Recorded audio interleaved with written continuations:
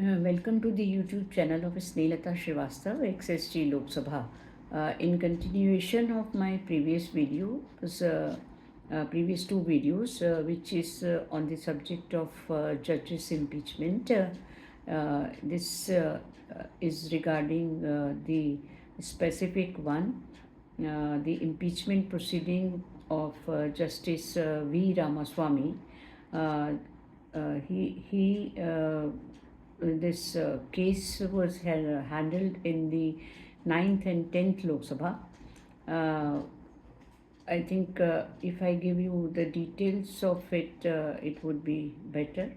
During 9th Lok Sabha on 28 February 1991, the then Speaker Shri Rabi Roy received a notice of motion dated 27 February 1991, signed by Professor Madhu Dandavati, along with 107 other members of Lok Sabha, for presenting an address to President of India for removal of Justice V. Ramaswamy, a judge of Supreme Court, under Article 124(4) of the Constitution, read with Section 3 of the Judges Inquiry Act 1968.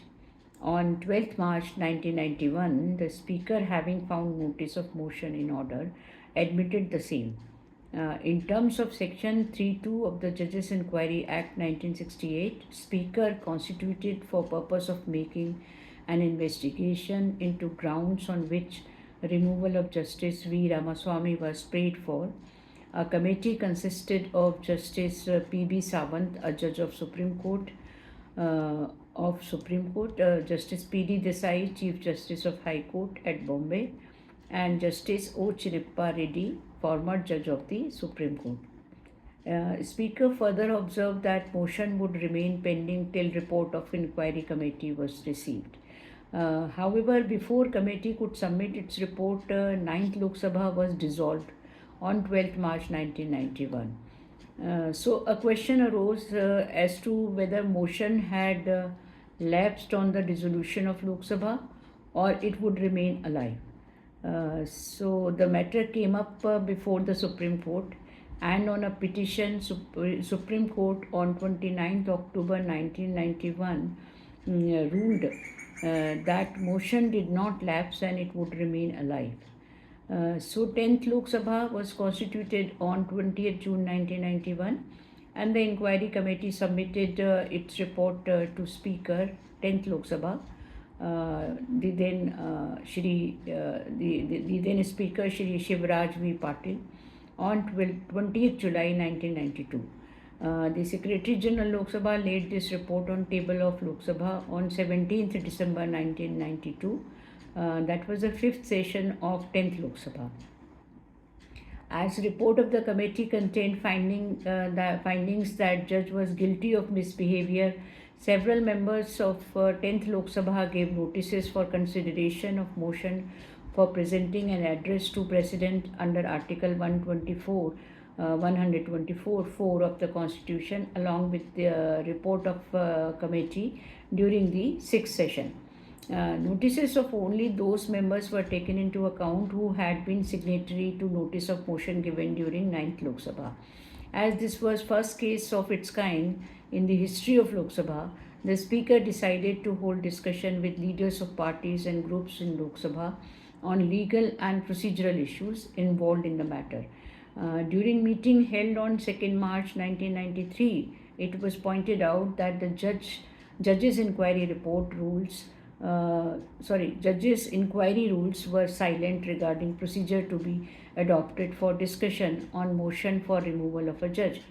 After some discussion, a common consensus was arrived at that since no specific procedure for discussion on motion had been laid down, provisions governing discussion on motion under Rule 184 of Rules of Procedure and Conduct of Business in Lok Sabha be broadly followed as far as possible.